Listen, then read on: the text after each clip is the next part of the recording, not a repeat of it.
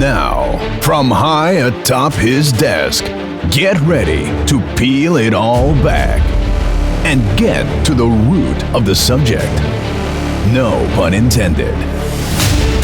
With Paul K. on Wine Talks, where he takes no prisoners and calls it the way he sees it. Hey, welcome to Wine Talks with Paul K. And we are at an away game today up in the Napa Valley and visiting the famed and iconic Chateau Montelena. And there's plenty to talk about. And we're here with, what do you call yourself, president? I think the lead Sherpa. Lead Sherpa? Lead Sherpa, Cellar head high honcho, yeah. Head high honcho. No, I'm the CEO now and master winemaker. Okay, I don't do the day-to-day winemaking anymore. We have a young guy, super talented, who's doing that, the day-to-day winemaking. So here with Bo Barrett, and boy, there's so much history between our families, really, which sort of, not the least of which is our surfing career and just living and growing up Palos Verdes, and your father and my father tasting wine together and trying to learn together. So I want to kind of go back to that. You guys, when did you come to Palos Verdes as a family? I went to kindergarten. So I was in first grade. I went to Lenata Bay. Oh, you went did? To kindergarten in Redondo, right there at the beach, like Torrance Beach. Yes. We lived in Villa Soledad, right kind of near Rat Beach, that across the highway there. Yes. So we moved when I was 5. So you went to Lenata Bay. I was in Lenata Bay too, Mr. Zabrowski. Yeah, well, then my parents incarcerated me at St. Lawrence. Oh, okay. So then but then you said you went to Bishop Amat, right? I went to Bishop Montgomery. Bishop Montgomery, right? I went right to down the Bishop street. Montgomery for 3 years, and then I finished my last year right at PV High, right by our house. Okay, so that was the trouble trying to find your graduation picture. Because exactly. I found your cousin, I guess. Yeah, that's my cousin. He lived with us. His dad was in the Navy, and they both had both my dad's brother and my dad had 5 kids, and we got to trade. I lived with them in Turkey and in Spain, and my cousin lived with us, and not for the whole year, for like still. 6 months. Yeah. I saw the moon landing at the Officers Club in Ankara. Yeah, that's so my dad would trade. My dad and his brother would trade kids. It was a pretty good deal. Yeah, that's pretty good. So, so why did you end up at PV High your senior year then from Bishop Montgomery? Well, we lived only a block away from the school. My parents had us going to Bishop Montgomery, and I wanted to go to PV the whole time. And there was an incident at Bishop Montgomery where my father finally believed that there was some beating going on. Yes. And my brother was assaulted by one of the, I probably should say, but he got... Why, was Kevin there too? No, Kevin went to PV High. My parents, yeah. So I just moved in my senior year, and it was great because I'd been at Bishop for 3 years. So I had lots of credit. So basically I went to school half-time. It was awesome. I didn't go. I went from 10 o'clock class, then I went to lunch, then I had a 2 o'clock or till 2. No, so beautiful. It was beautiful. I had taken art and stuff like that. That was well. I'm not going to even say any years. I graduated in 72. 72, right? Yeah, 72. Okay. Yeah. So my sister was 74. I was 76. Kevin was 76, and then my brother was 70. Yeah. And that's why I thought that picture was yours. Yeah. So when did you start surfing then? We started surfing basically, it was all Rat Beach before they invented the leash. I was down at Rat, and before they had the leash, and remember the air mattresses, we had all that stuff when I was a little kid. The rafts. And junior lifeguards and all that kind of stuff up at Avenue C, junior lifeguards up in Hermosa.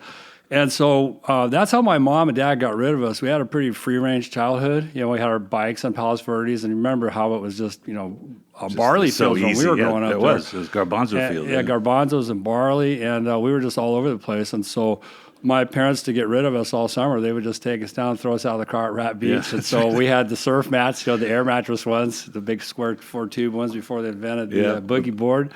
And then naturally, as soon as you're 8, 10, I was probably 8th grade. I got for 8th grade graduation. My dad was an attorney, and remember the Union Bank building down there by the Del Amo Mall. Yeah. So one of their clients at the law firm was Greg Knoll. Really? So for my 8th grade graduation, I got a Mickey, Dora, the Cat step deck surfboard. Wow. It was awesome. I buy his T-shirts still, right? Greg Knoll. So I went down to the factory and picked out a surfboard for my 8th grade graduation. That's a phenomenal gift. What a phenomenal gift. Yeah, it was a really nice board, and it later got lost, after well, you remember how PV got pretty tribal, and there was that book, The Tribes of Palos Verdes, and that's when I decided to take up skiing because I really didn't want to get into the fighting part of the surf tribes. So my dad had us skiing a lot too, and the first day the snowbird tram was open, he had me and my brothers on it, and the second year snowbird was open, I had a season pass because I had graduated from high school. So the snowbird opened in 71, 72 season, so 72-3. So I went to Salt Lake. And then to pay for that, that's how I got into winemaking, because I'd spent summer and fall here at the winery, starting in '73. So I'd work all the way till we were finished with harvest. Then I go back to Utah and ski all winter, and kind of go to University of Utah. At that time, I thought I was going to be an attorney also. Have a job in an office. But once I got into the farming, I had no idea growing up in PV that I had the crazy Norwegian farmer gene. Yeah. I had no idea that I'd grow up to be especially in after agriculture. surfing. Yeah, surfing. Yeah, no, and as you know, my brother never did quit surfing. He went to UC Davis. See, I went to Fresno State, got out of there in '77, started making wine full time in those days. But my brother Kev went to Davis, but once he figured out the agriculture, winery is not as bad as a dairy, but the work never, ever, ever ends. We have all the farming, we have all the winemaking, we have all the selling to do, so it's really a real full-time occupation. I don't think the general public understands that. So I'm just going to touch on one thing, the surf thing, and then we're going to move on to when your dad decided with Ernie Hahn that they're going to try and buy this thing, but just for Kevin's sake and Chris Tronalone, they used to throw rocks at me when I would walk up Haggerty's. Yeah. So I'd be serving at Haggerty's, and I thought I was a kook a little bit, and I had a leash, so they would just toss pebbles at me. And that's the end of that. So, my dad's store, I think my dad bought the liquor store in 1969 and was learning about wine. He was enthused by the idea that Eisenhower poured Krug Signature Select at a state, not a state dinner, but a lunch. And he decided to turn that liquor store at Malin Cove into a fine wine shop. And it took a few years. He came at the Napa a few times. When did your dad decide that he thought that this was a good idea? That it was probably right around that 72 period when he was working at the law firm, and as his clients got more wealthy and as we got more successful, they started going out to dinner, and he decided to learn about wine.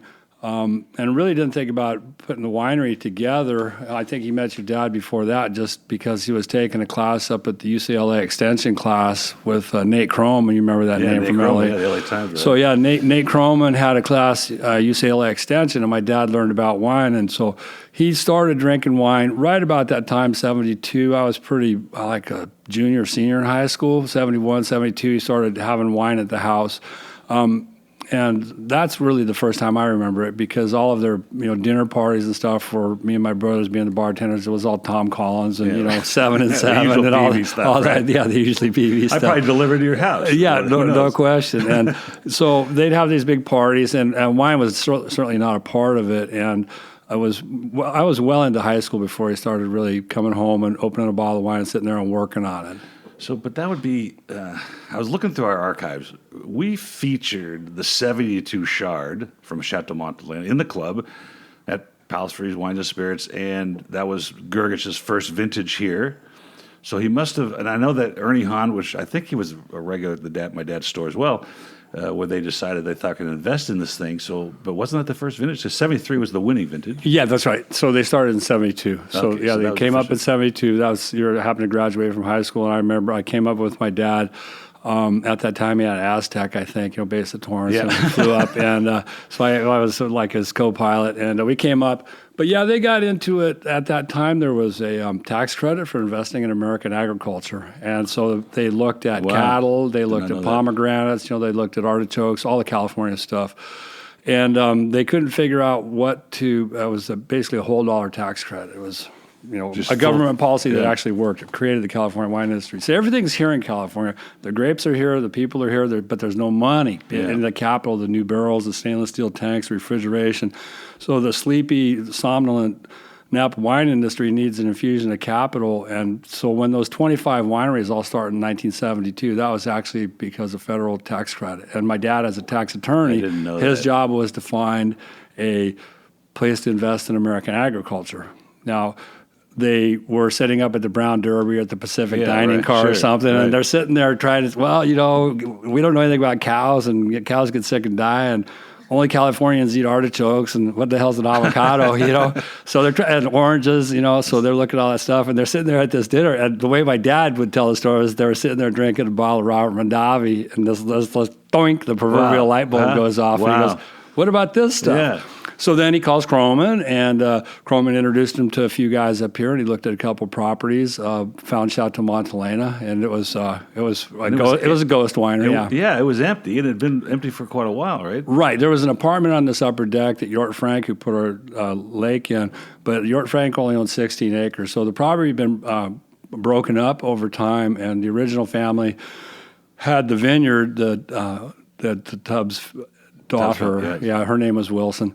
And so then the local businessman, Lee Passage, had put it together as a package. And we still have the ad from 1968, which they're trying to sell the chateau. Wow. And it does not mention winery. It says really? Corporate retreat, spa, hotel. It doesn't even say winery. That's how sleepy the Napa Valley was. Had it gotten, waylaid by the Prohibition? And was it making wine prior to that and then... It was really big. We were the fourth biggest winery in Napa Valley in about 1896. So Alfred Tubbs, our founder, was a very successful businessman. The winery was really quite strong and did really good. We could go down the history hall in the tasting room. We have all the pictures from the one side of the hall has the pre-Prohibition Alfred Tubbs history, and we're the second family to run it. So the roof had collapsed in two places. There was a dirt floor down there. That's amazing. So they had sold the brand. One of the best stories about it, how great the industry was. One of the best families in the business is the Trinqueros. They own Sutter Home now. They took a little different path than we did, but they had our trademark. They had Chateau Montelena had been sold because when they had the foreclosure sale of Chateau Montelena, the trademarks got bought by a guy. It's down where Freemark Abbey is now. Yeah, and it was called, believe it or not, Martini Winery or Martinelli or something like that, some Italian guy. So he had the Chateau Montelena trademarks as Trinqueros. Bob Trinquero gave it back to Lee Passage for nothing for free. Wow, that's just because we were getting started again. Yeah, it was really good. Back then, still good friends. Yeah, no, everybody was. It was a different environment. It was. There's still. It's not as cliquey as PV was. No, well, all the farmer dudes. V. Larry Turley, Randy Dunn, all the farmer guys, and then there's the cravat wearing groovies. That Karen Kikrit says hi. We spoke with her this morning on the podcast. And my dad, when he first started trying to learn about wine, about that time when your father and my father were tasting together, he came up here and stopped at Sutter Home, and Bob was behind the counter. There was nobody else in the tasting room. He's like, I just made this stuff. I don't know what to do with it. You sound like you know what you're talking about. Maybe you ought to taste it for me. And it was, it became Zinfandel, and of course now this sprawling chateau for Trinquero. I don't know if it's your dad or not, but my dad. So that was when the famous '66 Mouton or what's the most famous wine in the world? I don't know, Cheval Blanc, whatever. Blanc, yes. So he comes home, and him and his buddy split a six-pack. They split a case, right? Really? They probably got it from your dad. Could be. And about a year later, the guy calls my dad up and goes, "Hey, man, did you see the price on that Cheval Blanc? It's like tripled in price." And my dad just come up. He had already finished it off. He had drunk already. Yeah. Actually, what's funny in the movie Sideways, where he complains about Merlot and that whole story, but at the end of the movie, he's tasting Cheval Blanc. He takes that 62 and pours it at the diner, which is 100% Merlot, right? Yeah. And so the higher irony of the movie is like, who cares? Well, so in Nate Croman, I know that he came down to the Les Amis Devant tastings and sat with your dad or my dad, and when they tasted through a whole bunch of different things. Nate was quite a popular guy to help move the needle in wine education. So when your dad was on, pre-Paris tasting, the wines were actually selling quite well because the support from California wines from California was actually quite good. And, my mom and dad, they traveled around and their friends in SoCal.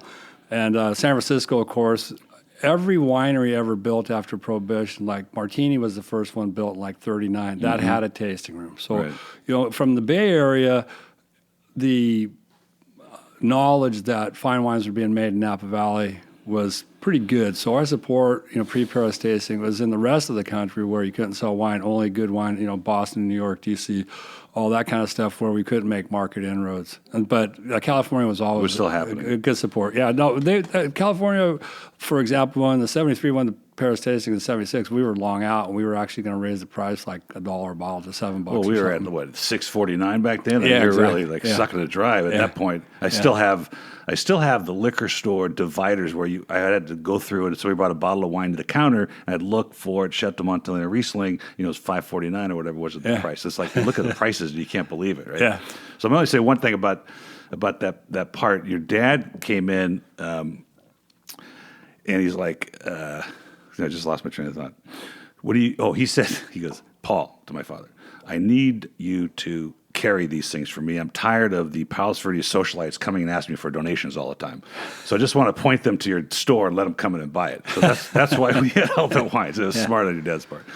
So the Judgement of Paris, I want to talk about that because it's such an amazing story, and I've had Steven Spurrier on the show. I've had George Tabor on the show, Violet Grgich.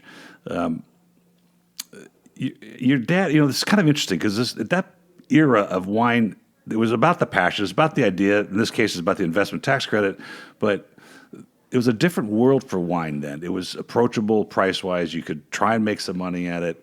You did it because you wanted to do it. You didn't come up here because you made $1 billion and then you're going to buy a chateau and become this hotshot. You did it because you wanted to. And then your dad sought after the preeminent or a uprising winemaker, Mike Grgich, which is a fascinating story on its own. Right. Well, my dad, being he was in the Navy, so he understands professionalism a lot. He was in submarines.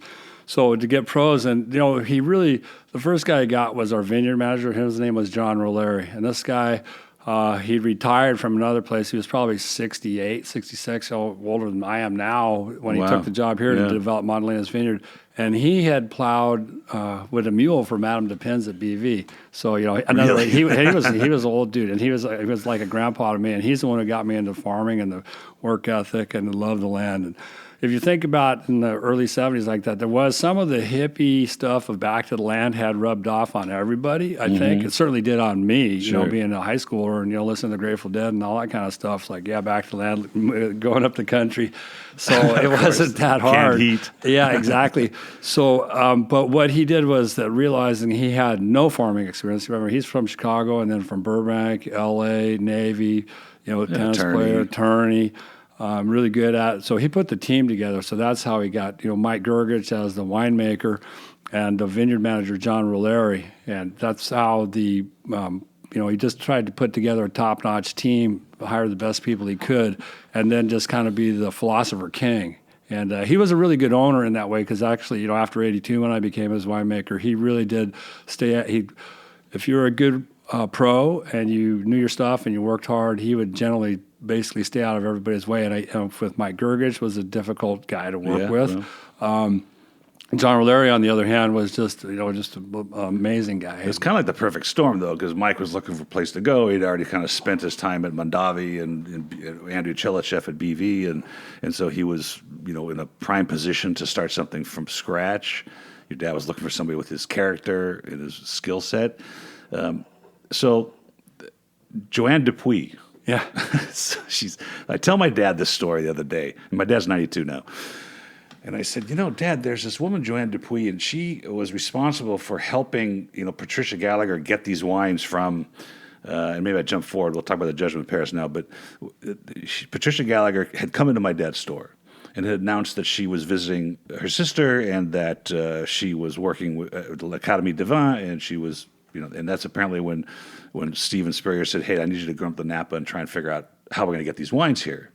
And then your father was going on a trip to Bordeaux, I think. Right, yeah. Joanne, if you circle back, Joanne Dupuis puts the trip together because there's Jim and Laura Barrett, Jack and Jamie Davies, John and Janet Trefethen, all these young, names. Beautiful people are coming to the Napa Valley. This is really early on. Seriously. And so Joanne, you know her, she's just the nicest person ever. So she gets Andre Telechev to lead this group, and Liz and Louis Martini go. And really? I didn't know that. Wow. Yeah, so Liz and Louis went, and a bunch of people. So you have the established Napa Valley old guard, extremely welcoming, like taking them on the tour of Bordeaux of how we're going to make Napa Valley great again, know? And so that's the deal. So phenomenal. All those names go, and it was really fun. For me, I was just my dad's driver at the time, and so when they were having the slideshow, it was pretty funny because everybody smoked in those days. Yeah. So I go out and I'm watching these guys, and one of the Mondavi boys, I think it was Peter, they stayed out of the business. He was a salmon fisher.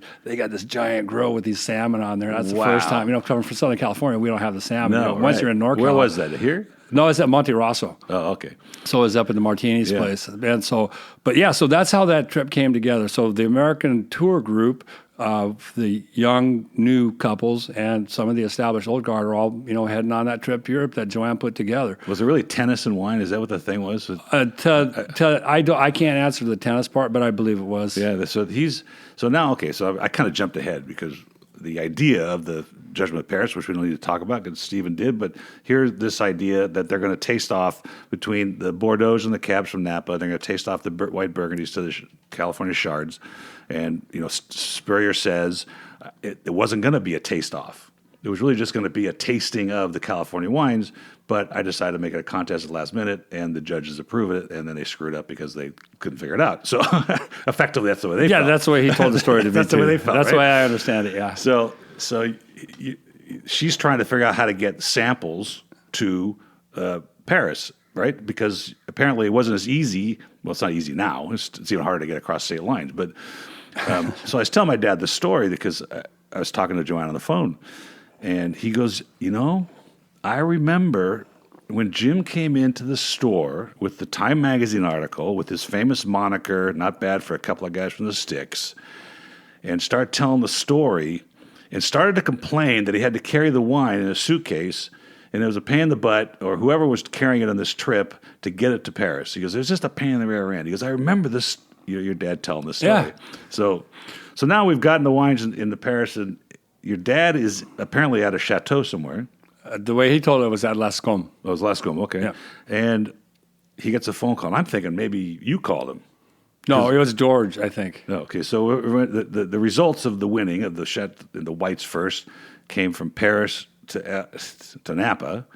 We got a telegram. You got a telegram. So we'd have to ask George or go back and read the book, but I'm pretty sure George Tabor called him and asked him for the comment because the not bad for kids from the sticks was the quote from George that quoted him. So I believe that George Tabor tracked him. Anyway, it's pretty certain that George Tabor tracked him down at Chateau Lascombe.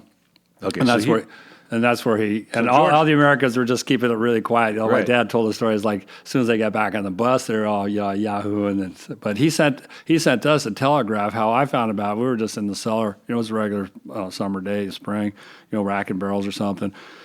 The parking lot was gravel at the time, and Grgich is out there he's dancing around with his beret. We won. And we thought he'd gone around the bend. But so then he came out and he told us that we won, and it was with his little Croatian accent. So it was because I was So you were here then. Yeah, I was that like 73. There was only 3 of us on the crush crew, so we had a hand bottling line. So I know my job on the 73, I was not the lowest pay grade guy. Oh, well, I ran. We all start. I crushed every grape. I crushed the grapes. I ran the stuff, and then the bottling line was handed. I was the filler guy. Oh, and my brother Mike was the corker guy, and actually Rome was the corker guy. My boss in the cellar. So Kevin never really got involved. He was pretty young. Kevin worked on the bottling line. There's a picture of me and Kev and Mike and Rome Steinecke, the 4 of us, all working on the hand bottling line. Because he brought a bottle of the state cab to our 40th. I hate to say it, but our 40th reunion. Kev was on the bottling line. We actually have the paycheck records from that week. For those months, you can see who worked how many hours. Yeah. And, for the $2.25 an hour, $2.15.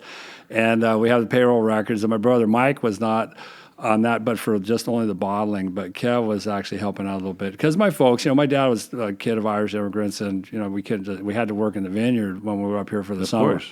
Yeah. How long did he work as an attorney into now this what is going to be an amazing career for this chateau?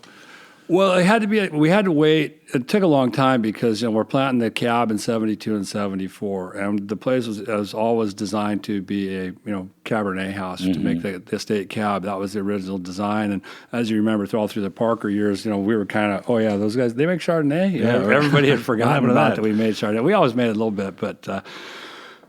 So what happened was it was not until we sold the 78, which was an 82. In those years, we used a 4-year cycle on the cab, and now it's like 40 months. It's only a little bit shorter. So until we started selling the 78, and that was successful, and that really took till about 85, I think. 84, 85 is when he we got to turn down his law career, wind down the law career, and move up here full time. That's interesting because being that the Chardonnay won and it hit the streets, it was sought after on the East Coast. People wanted to know what this wine was, And so, but you're really a red house. Yeah, kind of that was his dream. Yeah, his dream was to be like the Latour of California, just to make. Okay. Yeah. So because you make Joe Berg and you make Sauvignon Blanc and you made, I think we featured like the 73 or 74 Johannesburg Riesling as well. Okay, well, let's go back to the original business plan, because those are actually, sometimes when you get into emotional decisions, if you can turn it into arithmetic, they get easier. Yeah. Riesling is a 1-year wine. Chardonnay is a 2-year wine. That's true. Zinfandel is a 3-year wine. And Cabernet is a 4-year wine. So your money's going to go away at a prodigious rate. You got to plant the vineyard. You got to buy a tractor. You got to get stakes and drip tubes and all that stuff. Then you got to buy a crusher and a destammer and a forklift and some barrels and some tanks and a refrigerator. Hire your kids at $225. Then you got to buy corks and bottles and a warehouse. And so your money's going away at a prodigious rate. So the fastest way to start earning some money is to get a 1-year wine. So in 72, we made Riesling because that's a 1-year wine. Yeah. And so you can, crush it in September, bottle it in March, and start selling it the very next summer.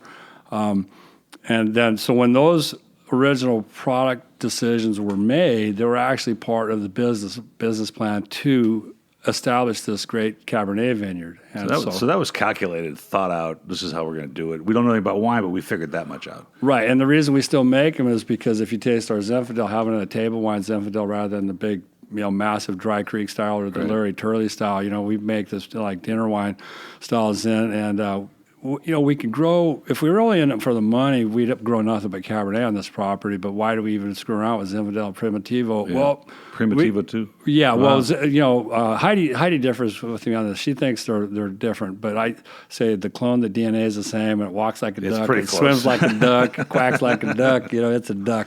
So yeah, we grow Primitivo, but sell Zinfandel. Don't tell that to the people in the tasting room. So that's how those 4 products. Yeah, so 48 years later, we make Riesling, Chardonnay, Cabernet, and Zin.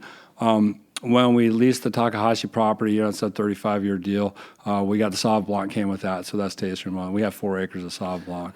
So you just mentioned the life cycle of trying to do this, and so much of the public would generally think, I'm going to start a wine brand and make $1 million and retire, right? And it seems to be the other way around. Do you think that's even possible today, particularly in the Napa Valley, to say, I think I'm going to start this without a boatload of money and a ton of time? There's a few family wineries doing it, but there typically would be a grower like Steve Mathiasen or somebody like that. What's happened now is that you can rent space in wineries in the custom crush outfits, and so that way you don't have all the capital expenses. Like an AP. And going again, letting the tax tail wag the dog, you get to expense your stuff rather than capitalize it. So yeah, I think that if you're smart about it and you could get the grapes, but the problem in California now is just the regulatory burdens are insane. On the manufacturing side? Because I know the DTC side's a mess. But. As an employer, as a farmer, the environmental regulations. So I'd say that if I was going to take my $1 million and start a winery, I'd probably go to a more favorable business environment and maybe, where, like Texas. Montana or something, and make Concord or Texas. Texas. They make some nice Rhone varietals down there. They do. Yeah, you get the grapes in Lubbock and you sell them down in the road between San Antonio. Well, this.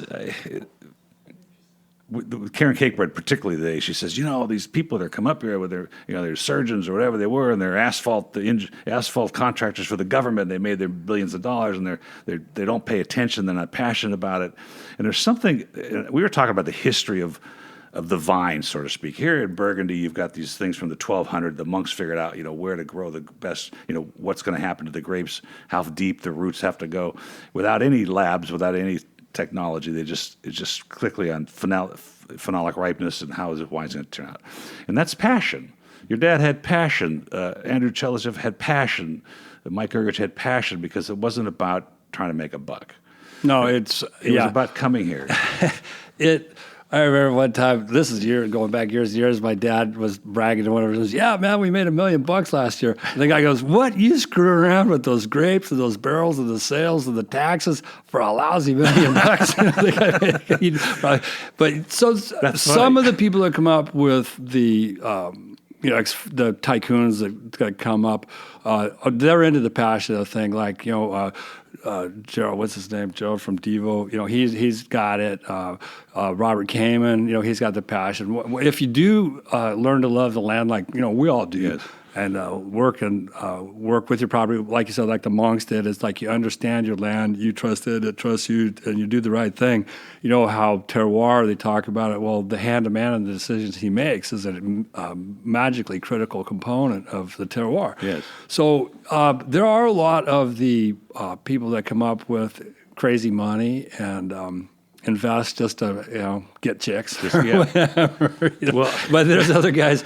But there's other people that do truly believe in it. That they get the passion. It does get in your blood of wine. It is a passion thing. It's a lot like the people that fly airplanes or surf. It's a magic water planet, and those of us who work with the planet tend to respect it the most. That's an interesting point because, and I ask this question all the time, and there's no answer to the question. And the question is, why is it the grape? Of all the agricultural products, pineapples, you want to go to Hawaii and get a Maui Blanc out of pineapple. You don't have that ethereal experience that you get that when you taste this wine and you really experience that aha moment for wine. There's something about the grape that expresses not only the place but the time and the history of where it's grown. Right, and the hand of man, whether it's the Bible or Benjamin Franklin, those great quotes, the Benjamin Franklin, thank for the rain that falls on the ground and nurtures the vine, produces the wine that's proof that God loves us. Well, he wants to see us happy. I brought this up with Karen that Noah landed his ark on Mount Ararat in Armenia, and he planted the grapes. He became drunk, and that's the way the story goes. Yeah, so exactly. That's pretty good. Oh yeah, so I'm going to make some. It's been a dry. It could have been a dry boat ride. When was that time for you? When you decided this farming? Because I think one of the things that happens particularly now with the way the industry's changed in the marketing and digital marketing and email marketing and chatting and all the things you got to do now, texting. If you're not, if a winery who's in the direct-to-consumer world isn't texting soon, it's going to get buried. And I think with COVID, we found that a lot of wineries just weren't prepared, and they were relying on the foot traffic to get this done.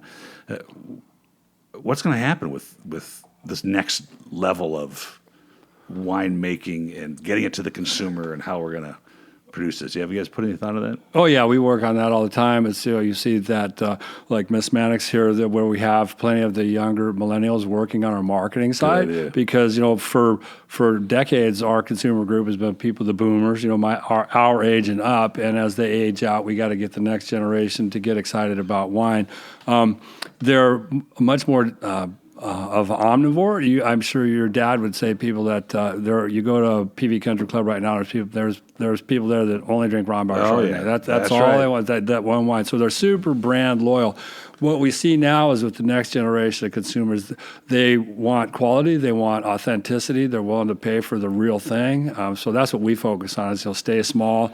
Make sure we tell our message that our wines are very authentic. They're handcrafted. It's a labor of love and all that, rather than how cool is our tasting room and all that sexy stuff like you can have a lamb chop with your tasting. So what we do is we just stick to the basics here. That's really our plan. And to go to the next generation is really, we believe that our strength will be the authenticity and the dedication and the integrity, because with the brand loyal consumers, that was a great phase. And what's the question is what happened after the Robert Parker and the Wine Spectator era? Because if you recall, back in really from '86 through about 2000, if Robert Parker liked you or the Wine Spectator liked you, you were in business, you were gold. And if both of them liked you, you were really gold. That's right. And but what happened is Robert Parker winding down on his career, the Wine Spectator's becoming less forceful in the marketplace. They still sell a ton of wine. They still sell a ton of wine. When you get number one in the Wine Spectator, you're still golden. Right.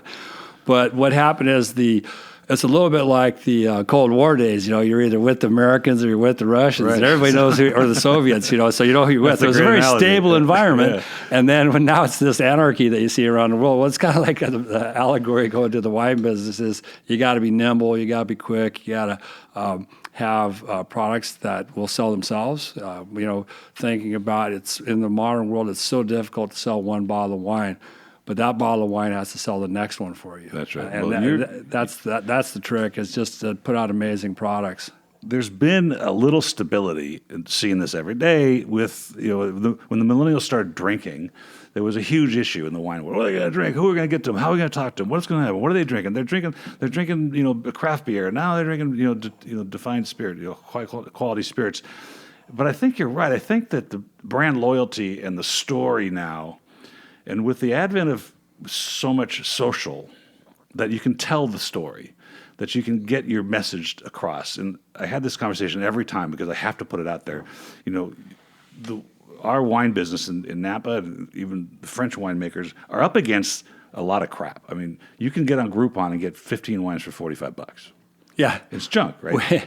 We have a guy who used to work, Matt Crafton, our winemaker. His brother is the logistics specialist. He went to work for he worked for MasterCard. You might run away industrial thing. McMaster. Well, they are. Yeah, so then he came up and helped us work on our logistics system here, and then he went to work and he developed the logistics for Naked Wines. Oh, okay. So then he went to work for this other billion-dollar company on their logistics, and so he gets dialed in because this is a billion-dollar company. So they get to the top wine. This is the wine guy of the company. This is the wine guy of the company. The guy goes, I just joined this awesome wine club, and he's thinking it's going to be Chateau Montelena or something like that. He goes, Naked Wines, and so there's still a lot of potential because you think about the Americans. What Prohibition did is that there were 3 generations drank only spirits or beer, right? Yes. And so then the kids, like my kids grew up and their kids grew up, so wine has become a thing. And we always were kind of hoping and praying that the NASCAR people in Middle America would start drinking wine. And they did. They started drinking wine. And so that was really, the world couldn't make enough wine during that wine boom. But as we go into the millennials, and they're going to keep drinking wine, and eventually they all have 3 kids and put on 40 pounds, and the doctor says you can't drink spirits anymore, and that's when we get them. We put on the COVID-19. We get them after they put on 30 or 40 pounds, and the doctor says, well, you can either lose some weight and start taking. What a plan! That's a great plan. So right? we typically get them when they're about 40. Because everybody's struggling in my industry on the DTC side and the reason I brought up those guys, Naked Wines, I don't diss competitors typically, but in the beginning anyway, these were €1 per liter wines. This stuff I used to get the wine just to see what they're selling. This is early on. And I'd look at the bottles, I go, I rejected that exact bottle. It's coming from what was then AWD in Santa Rosa, right? Yeah. Just bottled Semillon, who knows what the hell's in there.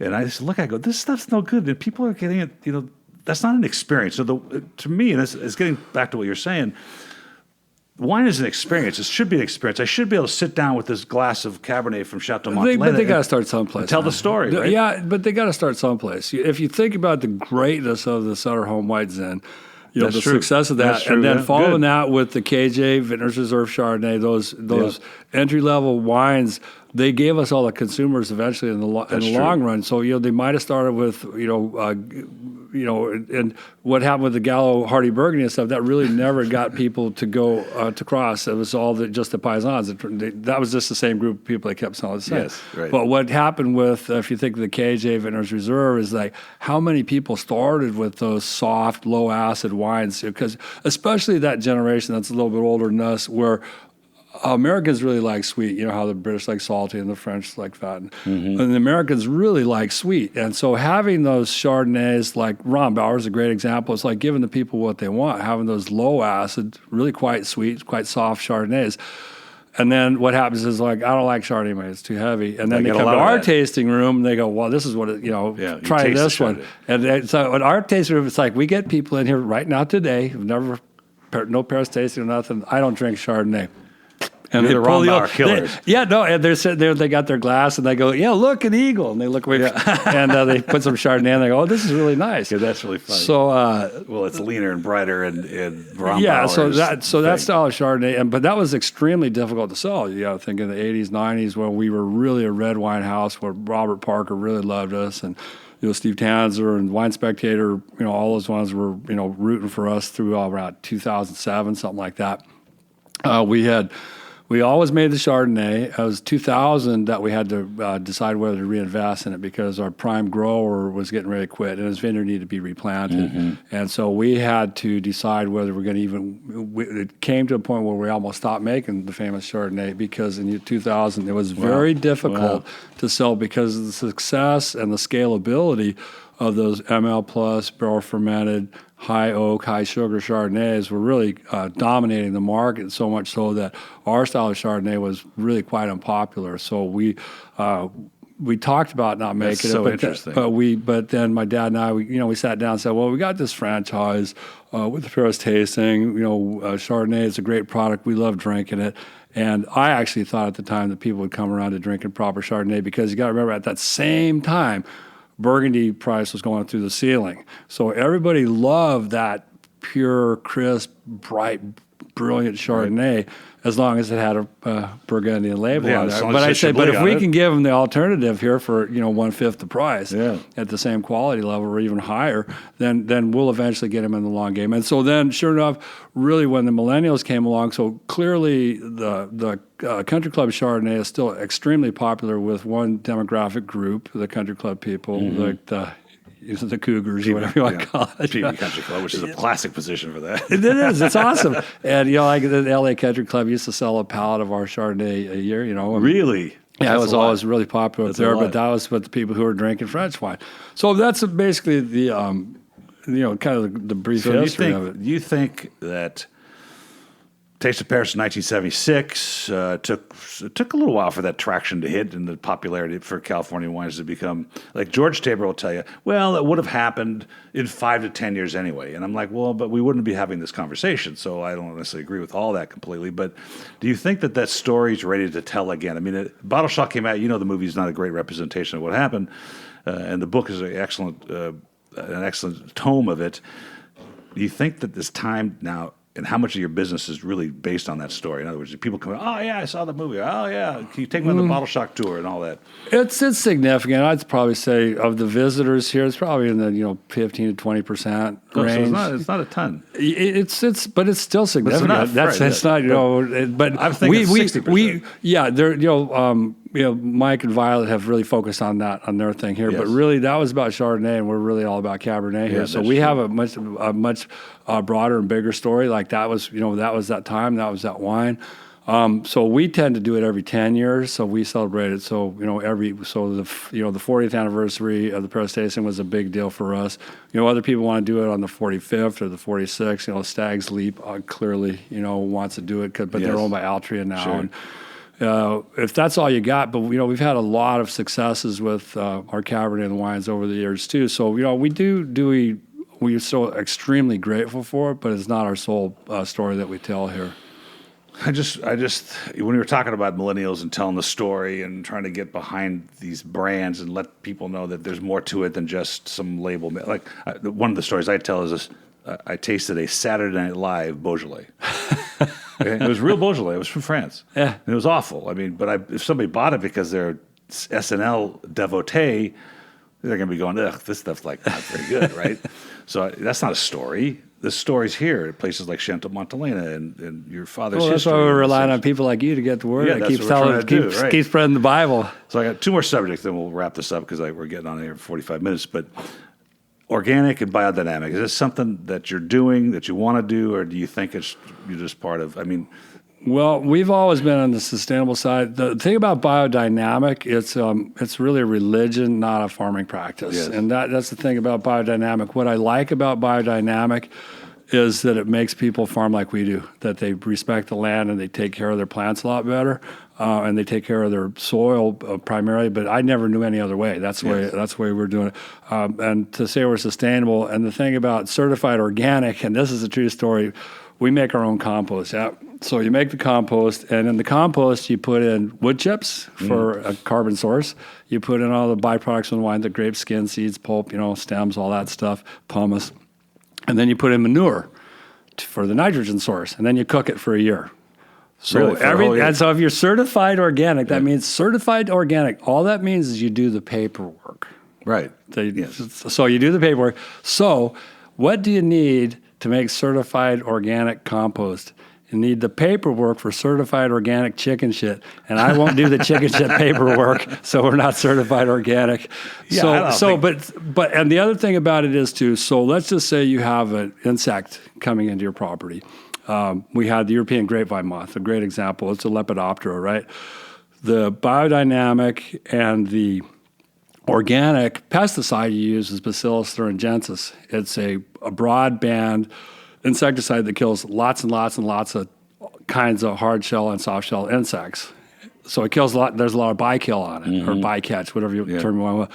But if you spray a Lepidoptera specific insecticide, what's best for all the biota? Everybody living in the vineyard, what's best? You got an invasive species, a moth. Should you kill all the bugs out there or just the moth? Again, so that's the same thing as being a holistic, sustainable farmer, I think is actually better. So our policy on our farming has always take the highest road you possibly can. So if we have to use an agricultural chemical, we will. And the same thing in winemaking, I will do everything possible to make the wine for our customers better. If I have to, de-alk Riesling or something like that, I will do it. Because my job is to make the very best pure product that I can. So if I have to use some of the modern technologies to make the wine better, I have seriously no problem with that. So it is on the farming, but the farming is like, I grew up in that vineyard. My kids, my dogs, now my grandchildren are up there. I don't use anything out there. It's all organic sulfur and we dust and all that good stuff. So we use as little of the modern chemicals as we can. And for the most part, you don't really need them. The weather here is generally very good. We don't have a lot of mildew pressure. It's not like Oregon where you got to spray every day, and that's a much more difficult decision is how you can run your spray program. But for us here, it's pretty holistic, sustainable. But it's always for the best for all the biota. That's the number one comment, particularly made from the European winemakers, is my kids are playing in that vineyard. And I don't want them crawling around in a bunch of pesticides, so we do it naturally. That's complete, and it is that's the best way to do it, because that's if you live in there. So those are the people with the passion. They're living out there. They're out there every day. But think about me. I'm out there every day. It's like hard. It's hard to get me in my office. Like today, the reason I was late today is because I was found a leaky part on one of my irrigations. The stuff I'm not. I was just like spraying water out. Water is really precious. No, that's not good. So it's probably more dangerous to walk on a golf course with all the pesticides they put out there. Oh yeah, That's like so two things on packaging, then we'll wrap up. I just tasted about 75 cans of wine and found some very palatable, interesting wines that have been canned, as well as I noticed at Whole Foods of the day a plastic liter bottle of French Vin Blanc from France. So, plastic bottles have been around forever with water. We drink water from it. You see any movement in the California side I see lots of cans, and skip that for a second, but the plastic bottle, which now you're getting a liter in the same size as a 750 as far as on the shelf presence, and you can put 36 of those in a case and get the same weight as 12. Yeah.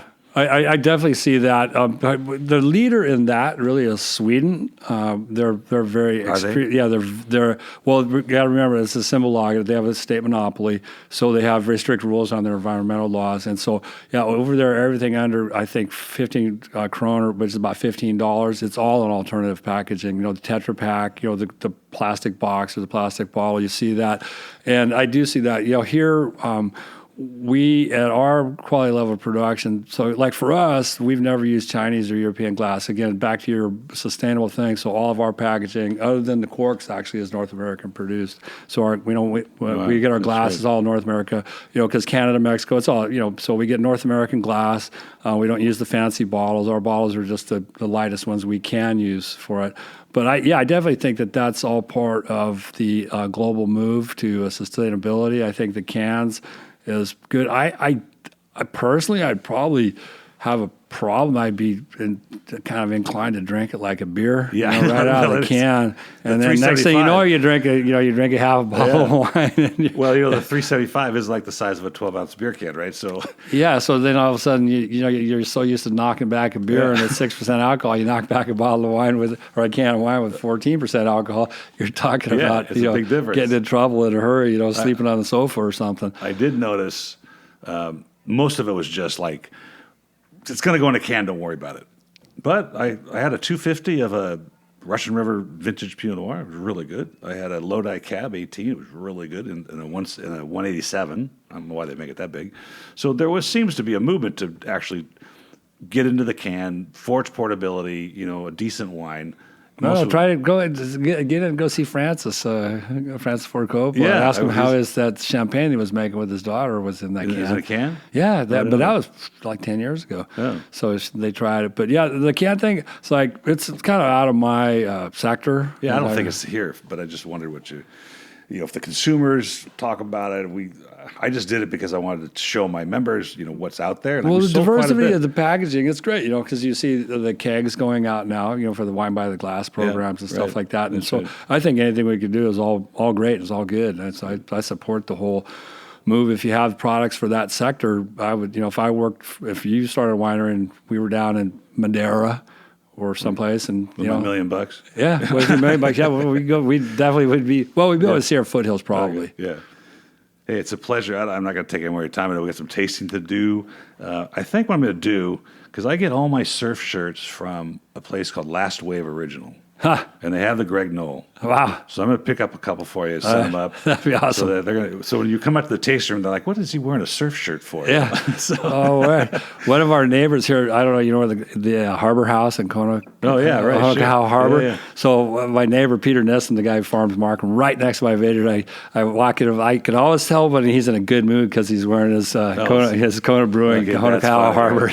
Awesome. I typically wear Dewey Weber shirts. Yeah. And we're in the San Gabriel Valley. Yeah. Even in Sierra Madre or Arcadia, Monroe, they're like, hey, dude, yes, Dewey Weber. That's what I want to ask you. What happened to Hap Jacobs and all those guys I went to high school with? And John Bruff, didn't they all move up to the ranch or something? Yeah, they're not. Yeah, those guys are all gone. The one guy that's around is the guy that started Old Guys Rule. His name is, forgot his last name. He lived on 19th Street in Hermosa. We have a house on 18th Street that we visit quite a bit. We love Hermosa Beach because it's the cool part of the beach scene. Yeah. Right? It's still that authentic hippie style, right? Yeah. Not the Manhattan and not the Redondo. It's that Hermosa cool spot. Yeah. So pleasure speaking with you both. Thanks for taking the time. All right. And let's do some tasting. All right, let's get into it. Thank you. All right. Cheers.